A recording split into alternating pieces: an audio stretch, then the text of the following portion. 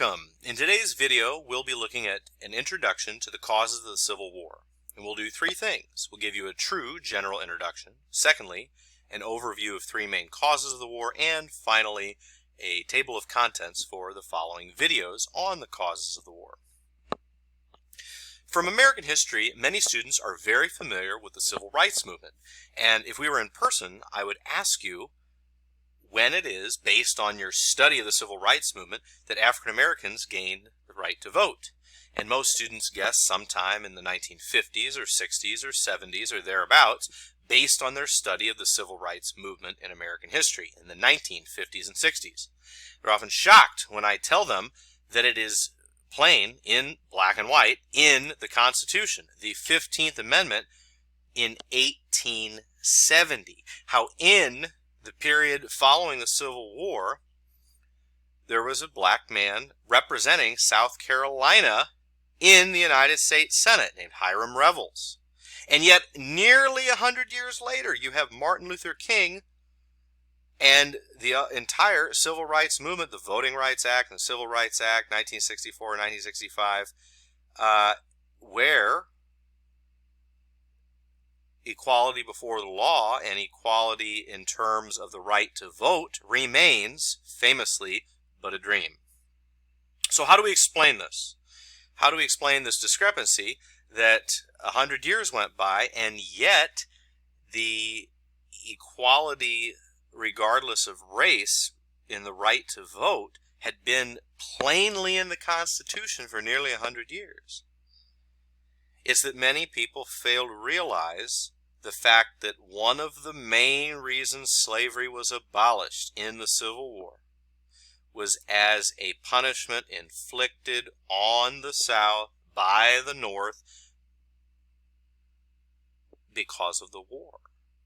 That the hatred many Northerners felt for the Southerners, their way of life, their rejection of the fact that they blamed the South and slavery for the war, temporarily outweighed the disposition of most Northerners, which by our standards today would be incredibly racist one.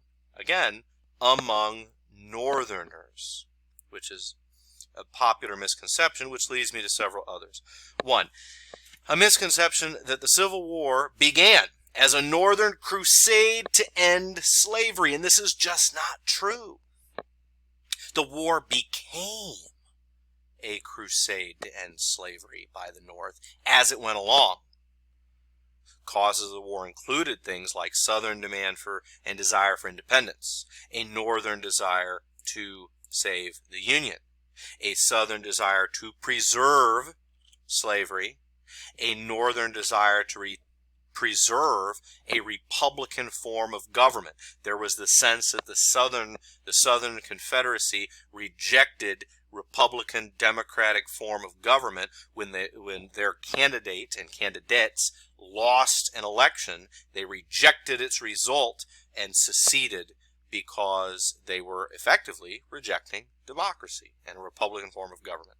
Second misconception is that Northerners were mostly like us today, and they were mostly abolitionists, that almost all Northerners going into the war supported the abolition or end of slavery, when in fact they were very few. There were very, very few hated, suspected abolitionists in the North. Even among their Northern peers, many people feared, hated abolitionists, their Northern neighbors.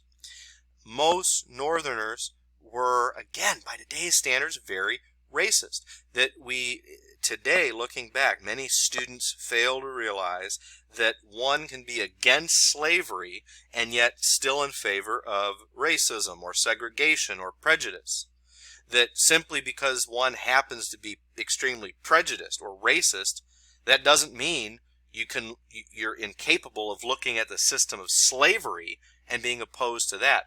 But just keep in mind that so many Northerners were quite tolerant of slavery. Many Northerners felt it was none of their business to interfere with slavery. Many Southerners who didn't care for slavery were still quite racist, and only very, very few were abolitionists, and very, very few believed in anything remotely like equality among the races. Big misconception about the North going into the Civil War. And finally, that secession was this uniquely treasonous act, that the Southerners, that this was something out of the blue, when in fact this is the last in a proud line of rebellious American tradition. Many Southerners felt like they were the true descendants of the American Revolution. That you look at so many at the, in a way, seceding from Britain, seceding from the Articles to found the Constitution. You look at the Hartford Convention, the Kentucky and Virginia resolutions, the nullification crisis. There were many other, and not to mention many other rebellions like Shays and the Whiskey Rebellion, and many other instances where when Americans, for whatever reason, believed that the government didn't have their best interests, and they strongly disagreed and felt as if they had no way to influence or change that government, took to rebellion, secession, and that was, they saw themselves as continuing that proud line of a rebellious American nature. And finally, before we move on to the overview of the three main causes, I want to talk about a couple of difficulties with the Civil War, or problems. When speaking about the causes, we often adopt a posture as if we wish the war had been avoided. And yet, without the war, do we then fear that slavery may have endured for quite some time? There are those that think slavery was indeed on the way out. There are others that think, other historians who think that slavery may have endured decades, maybe into the 20th century, had not the Civil War been fought. And so clearly, many of us with our modernist perspective reject that and say, thank goodness it was fought.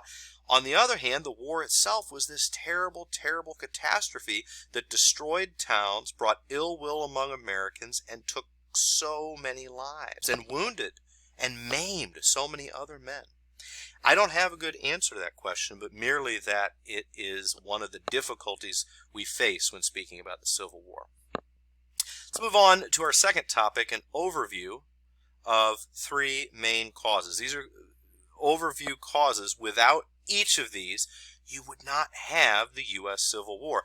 First is the one that it comes first and foremost, which is slavery. It was the issue that divided North and South. It was the issue that was a moral issue upon which compromise was exceedingly difficult.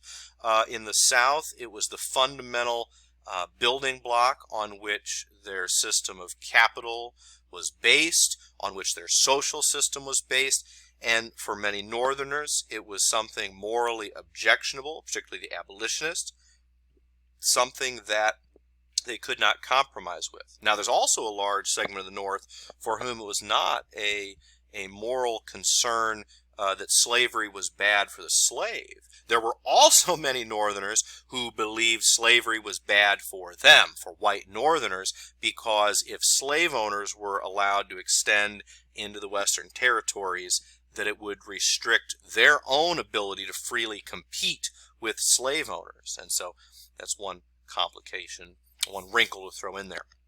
So slavery, obviously one of the main causes. But without these other causes, you really still don't have a civil war. Almost every other country in the world had some relationship or interaction with slavery, and to my knowledge, none of these other countries had a civil war in order to end slavery.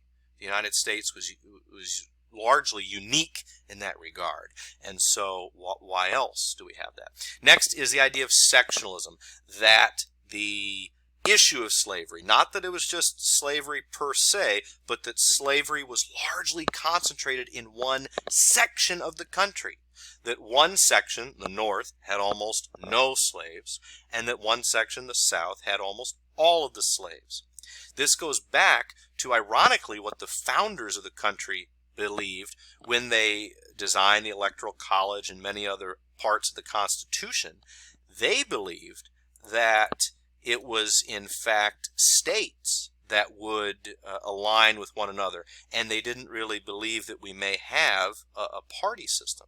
And for decades, ironically, though it did divide Americans, the first and second party system, the Federalists versus the Democratic Republicans, the Democrats versus the Whigs, those party systems were national. Those four parties, or three parties, those parties from the first two systems were national parties that, while they might have been more or less popular in one part of the country or the other, they were truly national parties that had members and support all across the country. On the issue of slavery, and in that third party system of the Republicans versus the Democrats, you now had a sectional party, a Republican Party that had almost no support in the South, a party that took an anti-slavery stance, or at least an anti-extension of slavery stance, and that led to sectionalism, a part of the country versus another part, as opposed to one party versus another, which was actually much less dangerous, a party system. And thirdly, the idea of states' rights, as opposed to, which is always in tension, as we've seen, with federalism, the party itself, or the idea of a stronger central government, and that these two ideas are in tension, that there were those who believed power was concentrating in Washington and that it was against the slave power, and on the other hand, there were those that believed that states had tremendous ability to have their own rules and policies and laws. And the unifying theme of these three, as you see in the diagram below, is the idea of slavery in the federal territories. This was the one thing that Congress could legislate on. Because of states' rights, Congress had no authority to promote or deny slavery in a state that already existed. Slavery was this hot-button issue. It was an issue that divided not parties, but two parts of the country, very dangerous, and you had this issue of fierce demand for states' rights, leaving the new Western territories as the one place that the issue turned on.